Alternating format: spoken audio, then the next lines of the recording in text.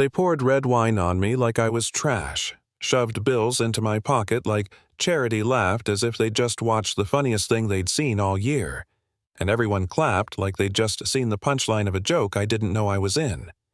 I stood there soaked and quiet, and for a second the room felt smaller, like air had been sold at a higher price to everyone else.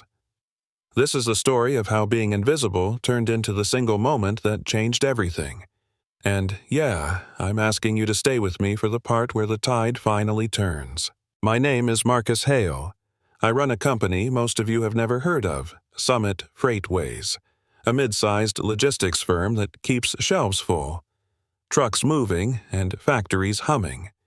We've been a quiet backbone for bigger names for years, and that's been fine with me, until the night I walked into a charity gala to see who the other side of the table really was. See, when you spend a decade building something, you start to think the people you partner with will at least know your face. Act 1. Hook and Setup. I'd been watching from my office a little penthouse full of framed contracts and a view that makes people assume things, thinking about renewal talks, thinking about the kind of people who make deals behind closed doors. Summit had been their preferred logistics partner for 3 years, and the contract was huge. The kind of contract that makes your board smile and your CFO call you very late at night. I asked to sit in on the renewal because I wanted to meet them in person, and that's when the first small, strange things happened. Meeting requests routed away polite declinations that never quoted a reason invitations addressed to Summit representative, instead of to me. Marcus Hale, owner. Little things, and you don't notice them until the little things pile up and become a wall. So that night, the Whiteford estate looks like a movie set. Fountains, columns, a crowd that sparkled under chandelier light. I walk in with my assistant Julian. We get checked at the gate. The guard reads the name on the card and looks between the ink and the suit, 2 black men in suits, and says, "You the owner?" There's a 3-minute radio call just to prove we belong while a white couple in a sleek car gets a smile and the wave through.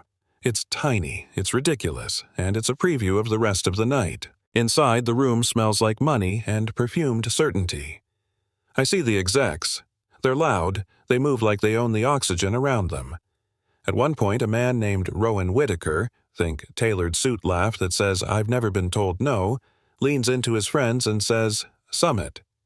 They do the trucks, we don't need to meet the man who signs the checks." They chuckle. Nothing about the conversation is kind, everything about it is assumed. The strangest thing is that I could have walked up, said my name, handed out a card, and the room would still have chosen the script they wanted to believe. Then it happens. They start to circle like predators, play-acting confidence. Rowan intentionally bumps me. Whoops! And red wine arcs across my cheek. A second glass for my chest, a third to finish the point. Splashes laughter, the sort of performance designed to humiliate someone in public and have 50 people confirm your power. Rowan drops a thick wad of bills into my pocket. 500s. Not as payment, but like a prop, like he's feeding a dog. "Keep it, son," he says, eyebrow cocked. That line lands in my ears like a slap. I could have exploded. I could have shouted, called security, caused a scene. Instead, I did something you might not expect. I took the money out and handed it to a server with his name tag visible, a young man named Darnell. "From Mr. Whitaker," I said, plain as daylight. Darnell took it with a dignity that cost him nothing, but looked like 10 years of something I'd learned a long time ago, that small acts can land heavier than big ones. I let the men laugh until their throats hurt. Then I left. Act 2. The turn. They thought the night was the whole story. It was just the opening act. The video clicked out of the ballroom and into the wider world because someone posted it. A phone, an airdrop, and suddenly the scene is on 10,000 feeds. Nothing travels like humiliation. Within hours, the clip was everywhere, and with it came a simple, merciless headline: the executives who poured wine on a man, and didn't know he owned their biggest partner. That's when the ripple becomes a wave. Stock drops. Boardrooms explode into emergency meetings. Rowan's boss texts at 2 in the morning. People promise statements. But here's the real turn. The people in suits who thought they'd humiliated one man hadn't just made a mistake. They'd been living a script someone else had written for them. For years, Summit had been kept at a distance on purpose. Meeting requests were routed out of sight. Photos weren't circulated. The company that most of that board had been signing checks to, they had deliberately avoided learning the face behind the invoices. Why? Because an old money family didn't want a man they'd lost a deal to be humanized, and keeping that man invisible made it easier to throw him away when it served them. Evidence surfaces. Emails show a plan. Not an accident, but an orchestration, to keep me anonymous. Legal memos curt, "We prefer to deal with operations notes," and a clear thread leading to an executive whose job it turns out was to protect the family's reputation by whatever means necessary. Someone had been playing chess for years, arranging the pieces so that when a grudge needed to be settled, the board would be clueless and compliant. Now, there's a choice you can make when a thunderbolt hits your life. You can let it destroy everything, or you can use the thunderbolt as a spotlight. I chose the latter not because I wanted the headlines, but because those hidden wounds belonged to more than me. When I finally spoke, I didn't step up to ask for pity. I spoke for people who'd been quietly pushed out, paid to be quiet, dismissed when they raised their hands. 11 signed NDAs, dozens of complaints tucked away. Evidence that the system wasn't a couple of bad apples, it was an orchard planted to bear the same rotten fruit. Act 3. The confrontation and aftermath. Denise Whitaker, Rowan's sister, became the wild card the family hadn't foreseen. She leaked messages, old memos, the long-buried emails that said explicitly, "Do not circulate his photo, keep him a name in the files." The family damaged itself in slow motion. A matriarch who had stayed quiet her whole life finally stood up and admitted the truth she'd watched for decades. The son who carried the family name had to face the shape of the person he'd been taught to be, and he cracked. Not with fire and fury, but with a confession that echoed louder than the Gala laughter ever did. The legal fights followed, of course. Federal inquiries, resignations, a brutal tidy-up that left some people disgraced and others rethinking their loyalty. The NDAs were challenged, settlements reopened, and people who'd been paid off to be silent found their voices again. We didn't win because we wanted revenge.